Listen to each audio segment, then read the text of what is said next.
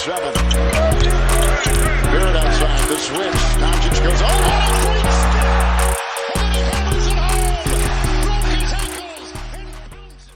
Yo, what's going on, guys? Welcome back to a brand new video. Hope all is well. Thank you guys so much for tuning into this video. I really do appreciate it. And the New York Knicks just came out victorious at the Garden, defeating the Detroit Pistons, the final score being 121-112. And this was a much needed victory. You know, I understand the Detroit Pistons are not the best of team. They're probably going to be competing for that first overall pick up there with the Orlando Magic and Hornets, some of the not best teams like in the league. And this was a scary game, to be completely honest with you guys. The Pistons didn't have one of their best players of Cade Cunningham, and there was definitely some scary moments in this game. I'm like, are we really going to blow this lead? Our biggest lead in this game, we were up 16. But at the beginning of this game, this was a pretty scrappy, ugly game. And one huge thing I have to give the New York Knicks credit for, I understand it's the Detroit Pistons, but the Knicks looked more hungry tonight. They looked more scrappy. We showed more effort than the Detroit Pistons. One of the main reasons we were up on the Detroit Pistons I'm going to be getting into one of the key players why we were up by a good amount on the Pistons early, but it was the turnovers, and it was also the stupid fouls by the Detroit Pistons. They were very undisciplined, and we just showed more effort than them when it came to the offensive glass, giving ourselves second chance opportunities. And when you really think about it, the Pistons' best scorer was kind of like Killian Hayes at the beginning of this game, and he was pretty awful in the second half. Obviously, Jaden Ivey did a good job catching Brunson on his heels, having Brunson backtrack, commit some fouls on him. But outside of those two guys, when it came to the beginning of this basketball game, they were really searching for some offense. If you just take a look at the moments throughout this game, the Pistons had like a 3-minute patch of a huge drought. They weren't scoring the ball. 4-minute patch as well. The New York Knicks played some solid defense at the beginning. They were scrappy. They were working their ass off. But then at the same time, they just weren't able to create any type of offense or hit any shots outside of the perimeter. Both of these teams were just very bad from three. This was definitely, if you're watching this game, you're like, is this today's NBA? That's how bad both of these teams were from outside on the perimeter. But RJ Barrett played a terrific game. And RJ Barrett, when you look at his final stat line, 30 points, 5 assists. He was efficient throughout this game. I thought he played damn good defense. He made the extra pass. He made some key free throws at the end of this game as well. He was very good in that first quarter. I believe he had 12 points in that first quarter. And then when it came to halftime, I believe he had 21 points. So RJ was started off kind of rocky, missing those first 2 threes, but then since then he started knocking down his threes. He had a very nice spin move. He worked down the lane. He had a very nice finish with his right hand. He bullied Corey Joseph in the paint. He played physical. He played aggressive. He made the right plays. He let the game come to him. I really got to give credit to RJ Barrett, the way he played defense and set others up as well. Brunson, pretty fast start when it came to distributing the ball, working down the lane. But yeah, the Pistons were just pretty much bad when it came to the beginning of this game. It was very sloppy, and it was just an overall team effort by this basketball club.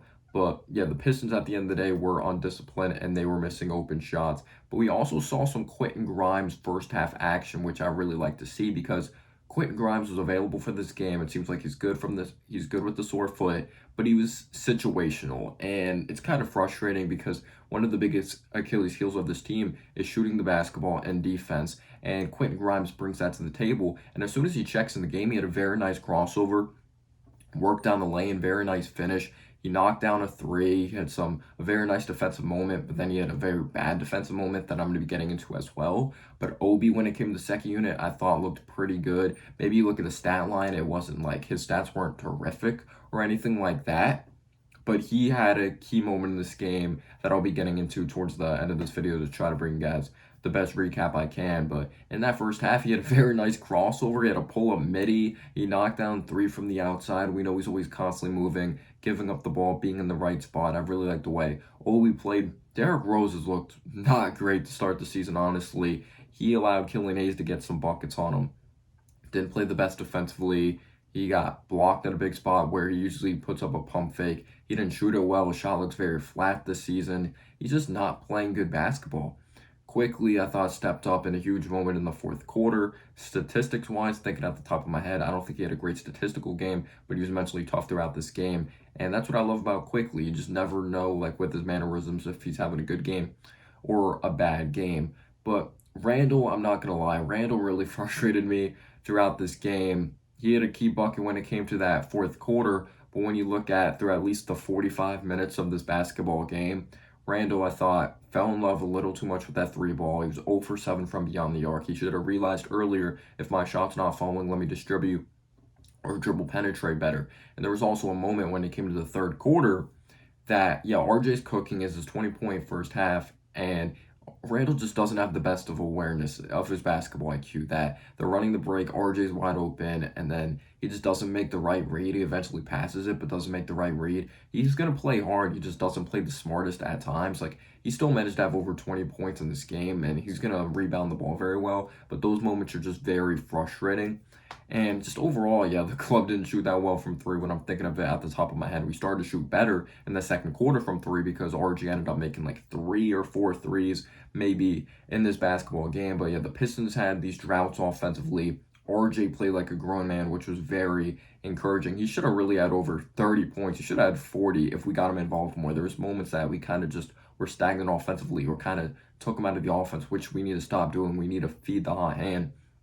But there was one possession I absolutely loved, like talking about RJ's passing. He had a very nice two-man game with Brunson that RJ dribble penetrated, kind of a no-look, like little flip pass to Brunson in the corner. They had good chemistry throughout this game, and then Brunson ended up knocking down a three. But we really did do a bad job closing out that half, to be honest with you guys. When we were up 16 points, we let Burks get it going. I believe this was Burks' debut of the season with the Detroit Pistons because Burks is getting some buckets, but then Quentin Grimes, this is the stupid foul I was talking about. Grimes fouled him at the three-point line and wasn't smart at all.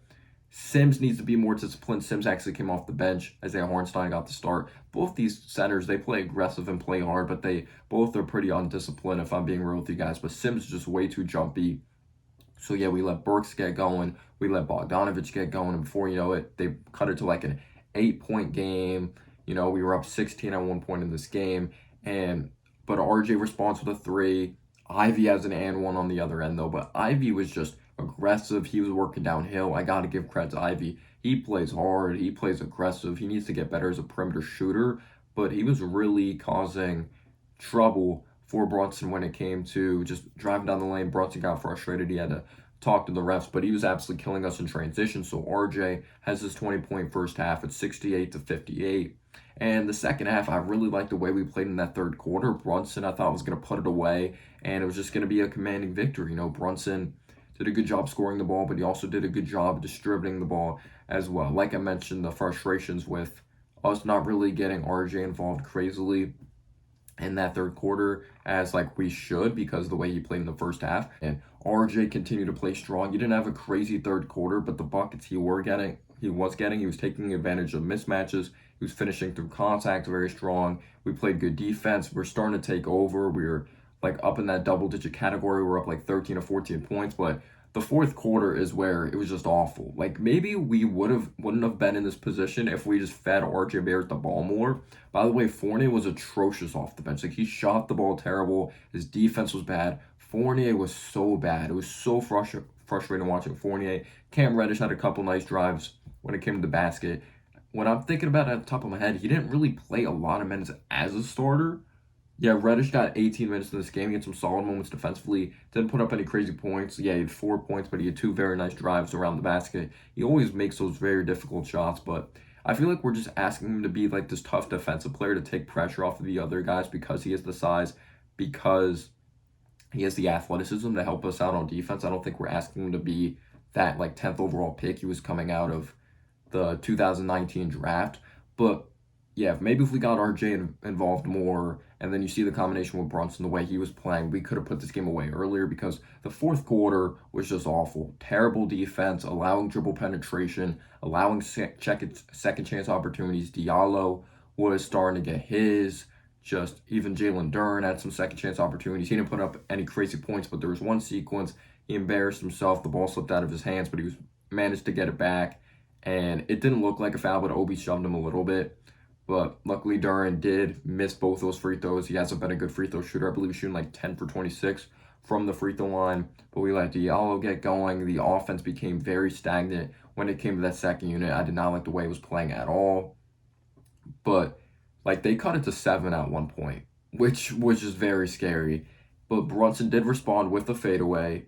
But then Fournier just is like, nope, we're not gonna it's not gonna be easy. Fournier has a terrible turnover in transition. Hartenstein had a bad turnover in this game as well. Like, we need to be more disciplined and we need to stop fouling, because this wouldn't have been a 16-point game. This would have been like a 20-something point game earlier in this game if we didn't foul them, because in that first half, I believe they had like 20 points off of free throws. Like, that's really unacceptable. We have to be more disciplined. Our centers need to be more disciplined, not fouling, because I feel like they're always like being swapped back and forth when it comes to foul trouble.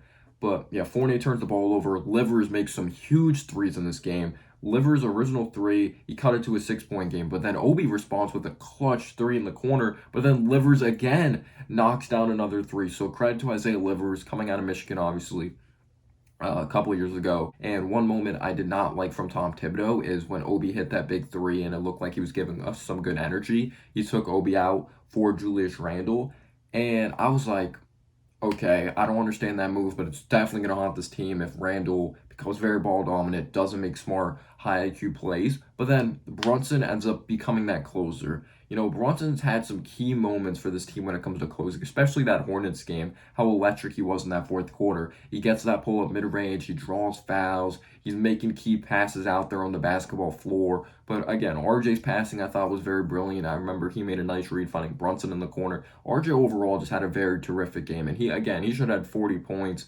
Like, the way we didn't get him involved in the offense was very frustrating, but we kept allowing these second chance opportunities, and we kept on giving the Pistons life, which you shouldn't do up against a young basketball group. You should just try to bury them early, because it's just like, maybe they'll be low in confidence because they don't have much experience in the league, but we left guys sometimes open outside on the perimeter. Guys were open in the dunker spot at times as well. So our defense needs to be better, and it's definitely not encouraging the way this defense has performed, even up against a Pistons team that has no Cade Cunningham. I know they're going to fight, and obviously it's an NBA team, like, they're professionals, but you just can't have that happen. It's very unacceptable. The Knicks kept on responding on offense, but the problem was the defense. Like, RJ had a very strong drive to the basket with the right hand, which really impressed me to make it a 7-point game. But then you see Livers, he responds with another three. He was ridiculous when it came to that fourth quarter, kept on giving them life. It kept on going from like a 9-point game to a 7-point game. Like, it was kind of stuck in that territory. The Pistons weren't able to get over that hump of being like a 6 to 7-point game. But then Brunson has an amazing Euro step, floater, and one with the play breaking down. It was just awful. I believe we didn't score. The ball was going out of bounds quickly. Credit to him. He had a crazy save when it came to the inbound, but just seeing how that play looked like it was going to shit, and then having a point guard that can make a key play at the end of the game like that is amazing. So credit to Quickly for that save. But then Stewart knocks down a three. So of course the Pistons, after struggling the entire game, or both of these teams struggling to shoot the three ball all game, they hit some big time threes in this game. But then Stewart makes that three. I believe it's like a 6-point game. You know, they still can't get over that hump. But then Isaiah Hartenstein sets a moving screen. But then luckily for us, Killian Hayes dribble penetrates and he throws the ball away in a big spot. So Killian Hayes was pretty bad in the second half after playing pretty well in that first half when he had like 11 or 12 points, was scoring the ball pretty well, distributing the ball pretty well. Randle ends up hitting a huge fadeaway after that. But then RJ commits a bad foul, which sends Bogdanovic to the free throw line. He knocks down a couple free throws. Then it's a 4-point game. But then on the other end, RJ responds. He draws a foul, hits 2 clutch free throws, which is huge. RJ was amazing from the free throw line. Shot 90%. I believe he was like 7 for 8 or like 8 for 9 from the free throw line. That was very encouraging. It's encouraging seeing the progression from RJ Barrett there. He has 30 points after making those 2 free throws. We're up 6. The Pistons have this empty trip offensively. And then the dagger here was pretty much RJ was kind of maneuvering around, probing around, finds quickly pump fakes when he's in the left corner, puts the ball on the floor, puts up a 3, dagger. That was pretty much it. Then we were up 9. The Knicks took care of business from there. There wasn't much time left for the Pistons, but credit to the Pistons, they fought hard. But the Knicks need to be better defensively. We need to play better situational basketball. We can't be fouling like that. We need to come up with those defensive rebounds. We can't get into foul trouble. We can't be allowing this many free throws. Let me know down below your thoughts on the game. Peace out, y'all.